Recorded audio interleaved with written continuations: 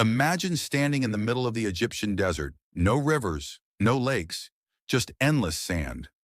Now imagine archaeologists digging beneath that sand and uncovering 14 massive wooden boats, each longer than a school bus.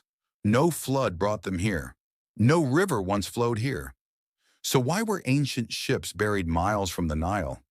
And who went to the unimaginable effort of hiding them beneath the desert floor? In the early 20th century, near the ancient city of Abydos, archaeologists noticed strange outlines beneath the sand. What looked like nothing more than flat desert turned out to be something extraordinary. Careful excavation revealed long, narrow wooden vessels, perfectly aligned side by side. Not one, not two, but 14 boats, buried deliberately and with precision. Each boat measured nearly 60 feet long. This wasn't an accident. This was a plan. The Nile River is the heart of ancient Egypt. Every major settlement, trade route, and harbor depended on it. But Abydos sits 6 miles away from the Nile, on a desert plateau the river never reached. Geological studies confirmed it. The Nile never flowed here, so these boats were not stranded by water. They were carried, assembled, and buried on dry land. That alone makes this one of the strangest discoveries in archaeology. As researchers studied the remains, one thing became clear. These were not simple fishing boats. They were advanced royal vessels. The planks were carefully carved and stitched together with rope, a cutting-edge technique 5,000 years ago.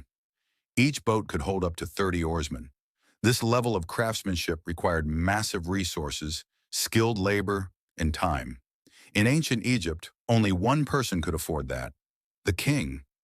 Archaeologists believe these boats belonged to one of Egypt's earliest pharaohs, dating back to around 3000 BC. That's centuries before the Great Pyramids were built. Nearby, researchers uncovered massive mud brick structures, ritual enclosures used for ceremonies honoring a divine ruler. Food jars, beer vessels, and offerings were found inside. These weren't just boats, they were part of something sacred. Each boat was sealed inside its own mud brick casing, shaped exactly to its hull. Then the structures were coated in white plaster.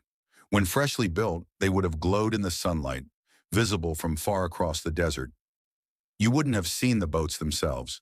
You would have seen 14 shining monuments, boat tombs, built not for travel in this world, but for a journey beyond it.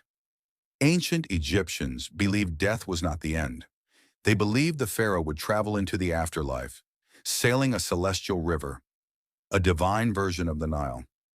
Just as servants and treasures were buried with kings, these boats were offerings meant to serve him forever.